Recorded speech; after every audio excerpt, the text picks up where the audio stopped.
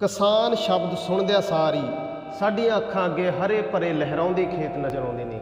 ਪਰ ਇਹਨਾਂ ਖੇਤਾਂ ਉੱਤੇ, ਕਿਸਾਨਾਂ ਉੱਤੇ ਤੇ ਆਮ ਲੋਕਾਂ ਉੱਤੇ ਮਲਟੀਨੈਸ਼ਨਲ ਕੰਪਨੀਆਂ ਦੀ ਅੱਖ ਹੈ। ਇਹ ਮਲਟੀਨੈਸ਼ਨਲ ਕੰਪਨੀਆਂ ਦੇ ਵਿੱਚੋਂ ਇੱਕ ਦੀ ਵਾਇਰ ਜਰਮਨ ਦੀ ਕੰਪਨੀ, ਜਿਹੜੀ ਕਿ ਪੂਰੇ ਵਿਸ਼ਵ ਵਿੱਚ ਦਵਾਈਆਂ ਦਾ ਵਪਾਰ ਕਰਦੀ ਹੈ। ਇਹਦਾ ਬੀਜ ਲਿਆ ਕੇ ਕਿਸਾਨਾਂ ਨੇ ਮੱਕੀ ਉਗਾਉਣ ਲਈ ਆਪਣੇ ਖੇਤਾਂ ਵਿੱਚ ਸੁੱਟਿਆ। ਮੱਕੀ ਤਾਂ ਉੱਗੀ ਨਹੀਂ, ਪਰ ਵੱਡੇ ਪੱਧਰ ਤੇ ਸੁੰਡੀ ਉੱਗ ਪਈ। ਸੁੰਡੀ ਨੂੰ ਖਤਮ ਕਰਨ ਲਈ ਕਿਸਾਨਾਂ ਨੇ 7-8 ਵਾਰ ਸਪਰੇਅ ਵੀ ਕੀਤੀ, ਪਰ ਸੁੰਡੀ ਖਤਮ ਨਹੀਂ ਹੋਈ। ਸੋ ਜਰਾ ਸੋਚੋ ਕਿ ਜੇਕਰ ਖੇਤੀ ਕਾਨੂੰਨ ਪਾਸ ਹੁੰਦੇ ਨੇ ਤਾਂ ਕਿੰਨੇ ਹੀ ਹੋਰ ਅਜਿਹੀਆਂ ਮਲਟੀਨੈਸ਼ਨਲ ਕੰਪਨੀਆਂ ਇੱਥੇ ਆਉਣਗੀਆਂ ਤੇ ਜਿਨ੍ਹਾਂ ਨਾਲ ਸਾਡੇ ਕਿਸਾਨਾਂ ਦੀ ਹਾਲਤ ਹੋਰ ਵੀ ਮਾੜੀ ਹੋਣ ਵਾਲੀ ਆ। ਸੋ ਇਹਦਾ ਅੰਦਾਜ਼ਾ ਨਹੀਂ ਲਗਾ ਸਕਦੇ। ਸੋ ਆਓ ਸੁਣਦੇ ਹਾਂ ਰੋਪੜ ਜ਼ਿਲ੍ਹੇ ਦੇ ਕਿਸਾਨਾਂ ਦੀ ਜ਼ੁਬਾਨੀ। ਤੁਸੀਂ ਜੁੜੇ ਹੋਏ ਹੋ ਦੁਨੀਆ ਦੇ ਨਾਲ। ਮੈਂ ਸਾਹਿਲ। ਇਸ ਵਕਤ ਅਸੀਂ ਰੋਪੜ ਜ਼ਿਲ੍ਹੇ ਦੇ ਪਿੰਡ ਭੱਟੋ ਵਿਖੇ ਖੜੇ ਹਾਂ।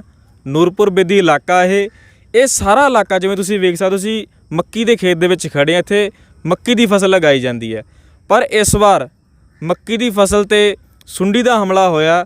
ਲਗਭਗ ਸਾਰੀ ਫਸਲ, ਕਿਸਾਨਾਂ ਦਾ ਕਹਿਣਾ ਕਿ ਲਗਭਗ ਸਾਰੀ ਮੱਕੀ ਦੀ ਫਸਲ ਆ ਉਹ ਸੁੰਡੀ ਨੇ ਖਰਾਬ ਕਰ ਦਿੱਤੀ ਹੈ। ਤੁਸੀਂ ਵੇਖ ਸਕਦੇ ਹੋ ਕਿ ਕਿਸਾਨ ਵੀਰ ਸਾਡੇ ਨਾਲ ਨੇ, ਹੱਥ ਦੇ ਵਿੱਚ ਜਿਹੜਾ ਉਹ ਫੜੇ ਹੋਏ ਆ ਪੱਤੇ ਮੱਕੀ ਦੇ। ਔਰ ਤੁਸੀਂ ਵੇਖ ਸਕਦੇ ਹੋ ਕਿ ਬਹੁਤ ਬੁਰਾ ਹਾਲ ਕੀਤਾ ਹੋਇਆ ਸੁੰਡੀ ਨੇ। ਜਿਹੜੀ ਵੀ ਅਸੀਂ ਬੂਟੇ ਤੋਂ ਪੱਟਦੇ ਹਾਂ ਉਹਦੇ ਵਿੱਚੋਂ ਜਿਹੜਾ ਸੁੰਡੀ ਮਿਲ ਰਹੀ ਆ। ਸੋ ਗੱਲਬਾਤ ਕਰਾਂ ਕਿਸਾਨ ਵੀਰਾਂ ਨਾਲ। ਕੀ ਮਾਮਲਾ ਹੈ ਜੀ? ਕਿੰਨਾ ਕੁ ਨੁਕਸਾਨ ਹੋਇਆ? ਸਰ ਨੁਕਸਾਨ ਤਾਂ ਬਹੁਤ ਜ਼ਿਆਦਾ ਹੁੰਦਾ ਜੀ। ਇਹ ਦਵਾਈ ਪੰਜਵੀਂ ਵਾਰ ਲਾ ਚੁੱਕੇ ਆ ਜੀ। 1000-1500 ਦੇ ਉੱਪਰੇ ਦਵਾਈ ਮਹਿੰਗੀ ਆਉਂਦੀ ਆ ਜੀ। ਹੁਣ ਤੁਸੀਂ ਦੇਖੋ ਇਹਦਾ ਰਿਜ਼ਲਟ ਸਾਨੂੰ ਤਾਂ ਕੁਝ ਨਹੀਂ ਮਿਲਦਾ ਨਹੀਂ ਪਿਆ ਜੀ। ਹੁਣ ਇਹਦੇ ਬਾਰੇ ਜ਼ਿਮੀਂਦਾਰ ਕੁਝ ਨਹੀਂ ਕਰ ਸਕਦਾ ਜੀ।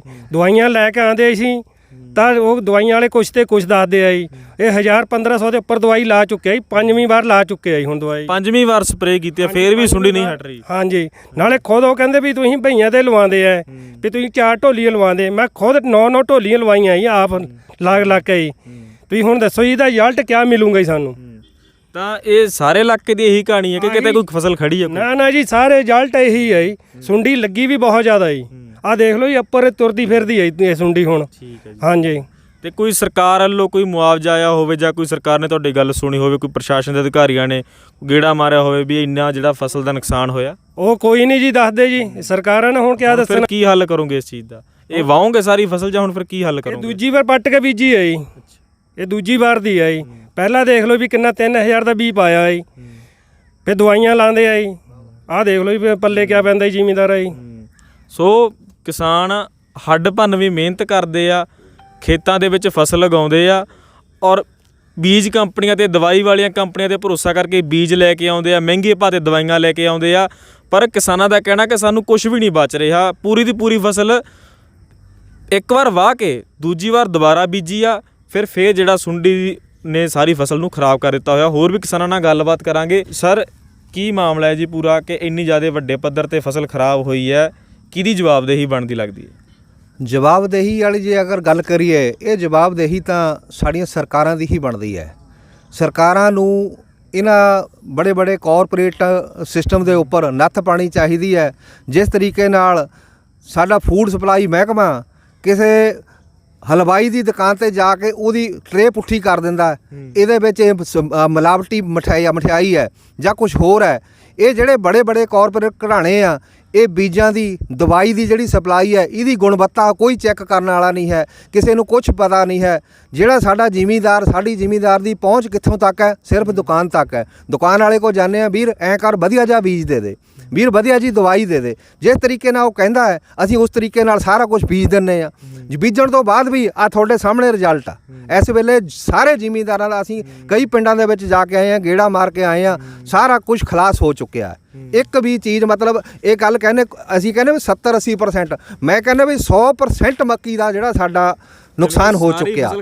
ਜੇ ਅੱਜ 20% ਖੜੀ ਦਿਖਦੀ ਆ, ਕਿਤੇ ਬਹੁਤ ਵਧੀਆ ਮੱਕੀ ਦਿਖਦੀ ਆ, ਉਹ ਡੰਗਰਾਂ ਦੇ ਖਾਣ ਦੇ ਕਾਬਲ ਨਹੀਂ। ਜਿਹਨੂੰ 4 ਸਪਰੇਅ ਕਰ ਚੁੱਕੇ ਆ, ਉਹ ਟੰਡਾ ਕਦੋਂ ਅਸੀਂ ਡੰਗਰਾਂ ਨੂੰ ਪਾਵਾਂਗੇ? ਉਹ ਡੰਗਰ ਵੀ ਮਰ ਜਾਣਗੇ।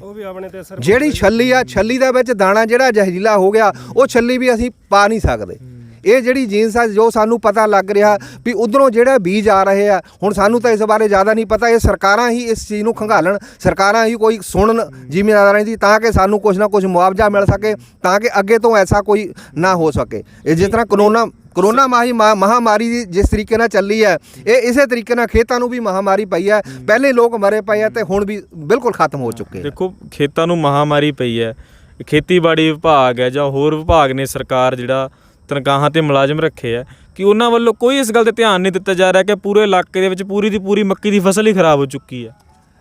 ਜਿਸ ਤਰੀਕੇ ਦੇ ਨਾਲ ਕਰੋਨਾ ਦੇ ਕਾਲ ਦੇ ਵਿੱਚ ਲੋਕਾਂ ਨੂੰ ਪਤਾ ਨਹੀਂ ਲੱਗਿਆ ਕਿਹੜੀ ਬਿਮਾਰੀ ਹੈ, ਕਿਸੇ ਡਾਕਟਰ ਨੇ ਕੋਈ ਬਾਂਹ ਨਹੀਂ ਫੜਾਈ। ਇਸੇ ਤਰੀਕੇ ਨਾਲ ਉਹਨਾਂ ਨਾਲ ਅਸੀਂ ਪ੍ਰਸ਼ਾਸਨ ਆਪਣੇ ਅਧਿਕਾਰੀਆਂ ਨਾਲ ਗੱਲ ਕਰਦੇ ਹਾਂ, ਉਹ ਕਹਿੰਦੇ ਆਹ ਸਪਰੇਅ ਕਰਕੇ ਦੇਖੋ, ਇਸ ਤਰੀਕੇ ਨਾਲ ਕਰੋ, ਇੰਨੀਆਂ ਢੋਲੀਆਂ ਲਾਓ। ਕੋਈ ਕਹਿੰਦੇ ਵੀ ਭਈਆਂ ਦੇ ਸਪਰੇਅ ਨਾ ਕਰੋ, ਆਪ ਕਰਕੇ ਇਸ ਤਰੀਕੇ ਨਾਲ ਕਰੋ। ਜੋ ਤਰੀਕਾ ਦੱਸ ਰਹੇ ਆ ਸਾਰੇ ਤਰੀਕੇ ਬਣਾ ਕੇ ਦੇਖ ਲਏ, ਸਾਰੇ ਤਰੀਕੇ ਫੇਲ ਆ। ਇਸ ਵੇਲੇ ਸਾਰੀ ਦੀ ਸਾਰੀ ਫਸਲ ਤਬਾਹ ਹੋ ਚੁੱਕੀ ਹੈ ਜੀ। ਸੋ ਇੱਕ ਪਾਸੇ ਕਿਸਾਨ 3 ਖੇਤੀ ਕਾਨੂੰਨਾਂ ਖਿਲਾਫ ਵੀ ਲੜ ਰਹੇ ਨੇ। ਜੇਕਰ ਸਰਕਾਰ ਨਹੀਂ ਹੁਣ ਆਪਦੇ ਕਿਸਾਨਾਂ ਦੀ ਗੱਲ ਸੁਣ ਰਹੀ, ਉਹਨਾਂ ਨੂੰ ਕੋਈ ਮੁਆਵਜ਼ਾ ਨਹੀਂ ਦੇ ਰਹੀ, ਖੇਤਾਂ ਵਿੱਚ ਗੇੜਾ ਤੱਕ ਨਹੀਂ ਮਾਰ ਰਹੀ ਕਿ ਪੂਰੀ ਦੀ ਪੂਰੀ ਮੱਕੀ ਦੀ ਫਸਲ ਇਸ ਇਲਾਕੇ ਦੀ ਖਰਾਬ ਹੋ ਗਈ, ਤਾਂ ਜਦੋਂ ਪ੍ਰਾਈਵੇਟ ਕੰਪਨੀਆਂ ਦੇ ਹੱਥ ਸਾਰੀ ਜਿਹੜੀ ਆ ਖੇਤੀ ਚਲੀ ਜਾਣੀ ਆ, ਤਾਂ ਫਿਰ ਉਦੋਂ ਕੀ ਅਸਰ ਹੋਊਗਾ ਅਸੀਂ ਬੜੇ ਆਰਾਮ ਦੇ ਨਾਲ ਸੋਚ ਸਕਦੇ ਹਾਂ। ਹਾਂਜੀ, ਸਤਿ ਸ੍ਰੀ ਅਕਾਲ ਜੀ।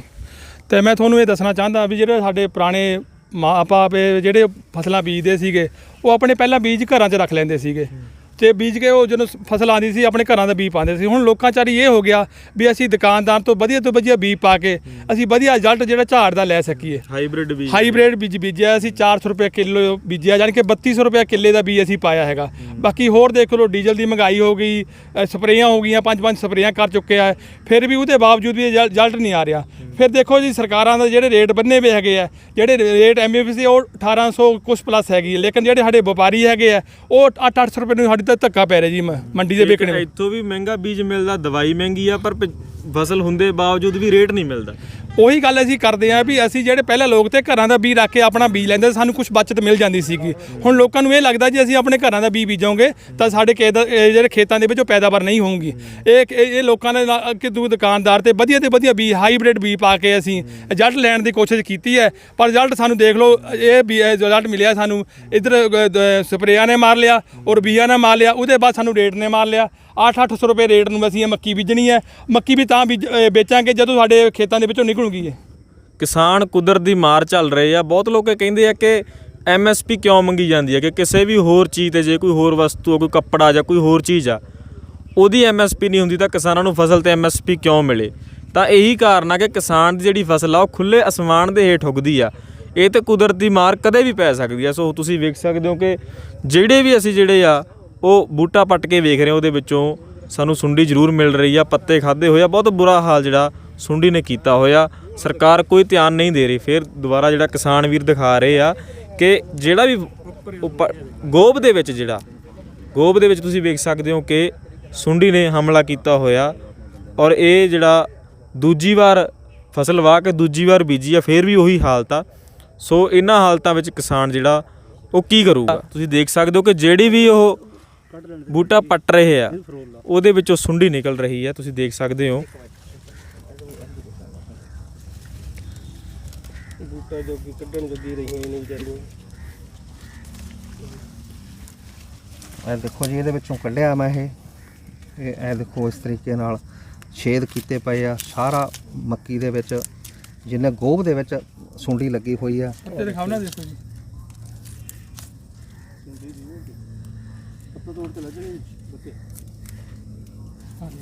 ਆ ਲੈ, ਗੋਭ ਦਾ ਸਾਰਾ ਚੂਸ ਲਿਆ ਇਹਨਾਂ ਨੇ। ਆ ਦੇਖੋ ਜੀ ਸੁੰਡੀ, ਆ ਦੇ ਪੂਰੇ ਲਿਆਓ ਜੀ। ਨਾ ਪੂਰਾ ਖਸ਼ਰ ਹੈ ਜਿਹੜਾ ਵਿੱਚੇ ਹੈਗੀ ਸੁੰਡੀ, ਆ ਦੇਖੋ, ਆ ਦੇਖੋ, ਆ ਸੁੰਡੀ ਆ। ਐਂ ਦੇਖਦੀ ਉੱਪਰ ਤਾਰਦੀ, ਇਹ ਚ ਤਾਂ ਹੈ ਸ਼ੱਕ ਵੀ ਨਹੀਂ ਹੈ ਕੋਈ, ਜਦ ਆਪ ਆਪਾਂ ਦੇਖ। ਹੁਣ ਅਸੀਂ ਖੜੇ ਆ ਨੂਰਪੁਰ ਬੇਦੀ ਇਲਾਕੇ ਦੇ ਪਿੰਡ ਬੜਵਾ, ਜਿੱਥੇ ਕਿ ਉਹੀ ਹਾਲ ਆ ਕਿ ਮੱਕੀ ਦੀ ਫਸਲ ਨੂੰ ਸੁੰਡੀ ਨੇ ਇੱਕਦਮ ਬਰਬਾਦ ਕੀਤਾ ਹੋਇਆ। ਲਗਭਗ ਪਿੰਡ ਦੀ ਸਾਰੀ ਫਸਲ ਆ ਜਿਹੜੀ ਉਹ ਸੁੰਡੀ ਨੇ ਖਰਾਬ ਕੀਤੀ ਹੋਈ ਆ। ਇਹ ਸਾਰਾ ਇਲਾਕਾ ਮੱਕੀ ਬੀਜਦਾ। ਸੋ ਕਿਸਾਨਾਂ ਨਾਲ ਅਸੀਂ ਗੱਲਬਾਤ ਕਰਾਂਗੇ। ਇਹ ਦੱਸੋ ਜੀ ਕਿ ਕਦੋਂ ਕਿ ਜਿਹੜਾ ਵੀ ਇਹ ਤੁਸੀਂ ਫਸਲ ਬੀਜੀ ਸੀ ਔਰ ਕਿਵੇਂ ਜਿਹੜਾ ਸੁੰਡੀ ਨੇ ਤੇ ਹਮਲਾ ਕੀਤਾ? ਵਾਹਿਗੁਰੂ ਜੀ ਕਾ ਖਾਲਸਾ ਵਾਹਿਗੁਰੂ ਜੀ ਕੀ ਫਤਿਹ। ਪਹਿਲਾਂ ਤਾਂ ਅਸੀਂ ਧੰਨਵਾਦ ਕਰਨਾ ਚਾਹੁੰਦੇ ਦੁਨੀਆ ਚੈਨਲ ਦਾ, ਜਿਨ੍ਹਾਂ ਨੇ ਆ ਕੇ ਸਾਡੀ ਕਿਸਾਨਾਂ ਦੀ ਸਮੱਸਿਆ ਸੁਣੀ। ਇਹ ਫਸਲ ਬੀਜੀ ਨੂੰ ਲਗਭਗ ਜੂਨ ਮਹੀਨੇ ਦੀ ਬੀਜੀ ਵੀ 10-12 ਜੂਨ ਦੀ। ਇਹਨਾਂ ਨੂੰ ਅਸੀਂ ਤਕਰੀਬਨ ਆਪ ਜਾਣੀ 4 ਸਪਰੇਅ ਕਰ ਲਏ ਜੀ ਸੁੰਡੀ ਦੇ। ਇਹ ਕੋਈ ਦਾ ਇਲਾਜ ਨਹੀਂ ਹੋਇਆ। ਸੁੰਡੀ ਇਸੇ ਤਰ੍ਹਾਂ ਜਿਸ ਤਰ੍ਹਾਂ ਤੁਸੀਂ ਇਹ ਦੇਖ ਰਹੇ ਹੋ ਜੀ। ਜੀ ਹਾਂਜੀ। ਤੇ ਇਹ ਪਹਿਲਾਂ ਵੀ ਇਦਾਂ ਹੋਇਆ ਇਸ ਇਲਾਕੇ ਦੇ ਵਿੱਚ ਕਿ ਮੱਕੀ ਦੀ ਫਸਲ ਨੂੰ ਏਡੇ ਵੱਡੇ ਪੱਧਰ ਤੇ ਸੁੰਡੀ ਪਈ ਹੋਵੇ? ਨਹੀਂ, ਪਹਿਲਾਂ ਹੁੰਦਾ ਤਾਂ ਜੀ ਜਾਣੀ ਨਾ ਮਾਤਰ ਹੁੰਦਾ ਤਾਂ ਜੀ, ਕੋਈ ਇੱਕ ਅੱਧਾ ਸਪਰੇਅ ਕਰਨਾ ਜੀ ਉਹਦੇ ਨਾਲ ਠੀਕ ਹੋ ਜਾਂਦਾ, ਨਾ ਮਾਤਰ ਤਾਂ ਜੀ ਜਾਣੀ ਇਹ ਪਹਿਲਾ ਚਾਂਸ ਹੈ ਜੀ ਕਾਫੀ ਸਾਲਾਂ ਬਾਅਦ ਜੀ। ਹੋਰ ਵੀ ਕੋਈ ਮਤਲਬ ਤੁਸੀਂ ਇਹਦਾ ਹੱਲ ਕਰਨ ਦੀ ਕੋਸ਼ਿਸ਼ ਕੀਤੀ? ਨਹੀਂ, ਹੋਰ ਹੱਲ ਕੋਈ ਨਹੀਂ, ਇਹੀ ਹੈ ਜੀ ਆਪਣੇ ਦਵਾਈ ਲਿਆਈ ਦੀ 10 ਕੁ ਦਿਨ ਬਾਅਦ 15 ਦਿਨ ਬਾਅਦ ਸਪਰੇਅ ਕਰ ਦਈਦਾ ਜੀ। ਇਹੀ ਹਾਲਾਤ ਹੈ, ਪਰ ਚੱਲੀਆਂ ਨਹੀਂ ਹੈ, ਅਸਰ ਕੋਈ ਨਹੀਂ ਹੈ ਜੀ। ਠੀਕ ਹੈ। ਇਹ ਵੀ ਥੋੜੀ ਸ਼ਾਈਨਿੰਗ ਅੱਜ ਮੀਂਹ ਕਰਕੇ ਹੈਗੀ, ਨਹੀਂ ਤਾਂ ਇਹਨਾਂ ਦਾ ਹਾਲ ਹੀ ਤੇ ਵੀ ਜ਼ਿਆਦਾ ਖਰਾਬ ਤਾਂ ਜੀ ਹੋਇਆ ਵਾ ਜੀ। ਠੀਕ ਹੈ ਜੀ। ਤੇ ਕੋਈ ਛੱਲੀਆਂ ਲੱਗੀਆਂ, ਕੋਈ ਮੱਕੀ ਦੀ ਫਸਲ ਕੋਈ ਵੱਡੀ ਹੋਈ? ਕੋਈ ਕੁਛ ਨਹੀਂ ਜੀ, ਮੱਕੀ ਦੀ ਫਸਲ ਚੱਲੇ ਨਹੀਂ ਰਹੀ ਆ। ਦੇਖ ਲਓ ਜੀ, ਇਹ 12 ਜੂਨ ਦੀ ਬੀਜੀ ਵੀ, ਹੁਣ ਅਗਸਤ ਦੀ 16 ਤਰੀਕ ਹੋ ਗਈ, ਅੱਧ ਚੱਲ ਗਿਆ ਜੀ। ਹੁਣ ਨੂੰ ਇਹਨੂੰ ਛੱਲੀ ਪੈ ਜਾਣੀ ਤੀ ਜੀ, ਜੋ ਕਿ ਹਜੇ ਉਦਾਂ ਹੀ ਖੜੀਆਂ ਜੀ। ਦੇਖ ਲਓ ਸਾਰੀ ਮੱਕੀ ਉਧਰ ਵੀ ਉਦਾਂ ਹੀ ਖੜੀ ਹੈ ਜੀ, ਮੱਕੀ ਤੁਰਦੀ ਚੱਲਦੀ ਹੋਈ ਨਹੀਂ ਮੱਕੀ ਜੀ। ਠੀਕ ਆ। ਜੇਕਰ ਹੁਣ ਚੱਲਦੀ ਵੀ ਹੈ ਤਾਂ ਹੁਣ ਬਹੁਤ ਲੇਟ ਹੋ ਗਈ, ਮੌਸਮ 'ਚ ਵੀ ਤਬਦੀਲੀ ਆ ਰਹੀ ਹੈ। ਹਾਂਜੀ, ਹੁਣ ਤਾਂ ਅੱਜ ਮਹੀਨਾ ਵੀ ਦੇਸੀ ਬਦਲ ਗਿਆ ਜੀ। ਹੁਣ ਮੀਂਹਾਂ ਦਾ ਵੀ ਚਾਂਸ ਘਟ ਜਾਣਾ ਹੈ। ਹੁਣ ਤਾਂ ਇਹ ਖਰਾਬੇ ਹੋ ਜਾਣੀ ਫਸਲ ਜੀ, ਇੰਨੇ ਨਹੀਂ ਰਹਿ ਜਾਣਾ ਇਹਨਾਂ ਜੀ, ਕੁਛ ਚਾਂਸ ਹੈ ਨਹੀਂ ਹੁਣ ਛੱਲੀ ਪੈਣ ਦੇ ਜੀ। ਹਾਂਜੀ। ਸੋ ਕਿਸਾਨਾਂ ਦਾ ਇਹੀ ਕਹਿਣਾ ਕਿ ਹੁਣ ਕੋਈ ਚਾਂਸ ਨਹੀਂ ਹੈ, ਮੌਸਮ ਬਦਲ ਰਿਹਾ, ਸਮਾਂ ਬਹੁਤ ਜ਼ਿਆਦਾ ਹੋ ਚੁੱਕਿਆ ਹੈ। ਵਾਰ-ਵਾਰ ਸਪਰੇਅ ਕਰਨ ਦੇ ਬਾਵਜੂਦ, ਹਰ ਹੀਲਾ ਵਰਤਣ ਦੇ ਬਾਵਜੂਦ ਫਸਲ ਚੱਲ ਹੀ ਨਹੀਂ ਰਹੀ। ਸੋ ਅਸੀਂ ਸਾਡੇ ਨਾਲ ਕਿਸਾਨ ਆਗੂ ਵੀ ਨੇ, ਉਹਨਾਂ ਨਾਲ ਵੀ ਗੱਲਬਾਤ ਕਰਾਂਗੇ। ਵੀਰ ਸਿੰਘ ਜੀ ਬੜਵਾ ਕਿਰਤੀ ਕਿਸਾਨ ਮੋਰਚਾ ਦੇ ਬਲਾਕ ਦੇ ਪ੍ਰਧਾਨ ਨੇ। ਸੋ ਸਰ, ਜੋ ਇਹ ਫਸਲ ਖਰਾਬ ਹੋਈ ਹੈ ਜੀ, ਤੇ ਜਥੇਬੰਦੀ ਵੱਲੋਂ ਕੋਈ ਪ੍ਰੋਗਰਾਮ ਕੀਤਾ ਜਾ ਰਿਹਾ ਕਿ ਕਿਸਾਨਾਂ ਦੀ ਮਦਦ ਕੀਤੀ ਜਾਵੇ? ਦੇਖੋ ਬਿਲਕੁਲ ਜੀ, ਜੇ ਆਪਾਂ ਇਸ ਤੋਂ ਪਹਿਲਾਂ ਦੀ ਗੱਲ ਕਰੀਏ ਤਾਂ ਤਕਰੀਬਨ 15,000 ਦੇ ਕਰੀਬ ਜਿਹੜਾ ਖਰਚਾ ਹੈ ਉਹ ਕਿਸਾਨ ਦਾ ਮੱਕੀ ਦੀ ਬਿਜਾਈ ਦੇ ਉੱਤੇ ਆਉਂਦਾ ਸੀ ਟੋਟਲੀ ਮਿਲਾ ਕੇ। ਪਰ ਜਦੋਂ ਕਿਸਾਨ ਮੰਡੀ ਦੇ ਵਿੱਚ ਵੇਚਣ ਜਾਂਦਾ, ਵੈਸੇ ਤਾਂ ਸਰਕਾਰ ਨੇ ਮੱਕੀ ਵਾਸਤੇ ਕੋਈ ਮੰਡੀ ਨਹੀਂ ਰੱਖੀ ਹੋਈ, ਪਰ ਪ੍ਰਾਈਵੇਟ ਡੀਲਰਾਂ ਕੋਲ ਜਦੋਂ ਮੱਕੀ ਵੇਚੀ ਜਾਂਦੀ ਸੀ, ਬੜੀ ਮੁਸ਼ਕਲ ਨਾਲ 5,000 ਰੁਪਇਆ ਜਿਹੜਾ ਕਿਸਾਨ ਦੇ ਪੱਲੇ ਪੈਂਦਾ ਸੀ।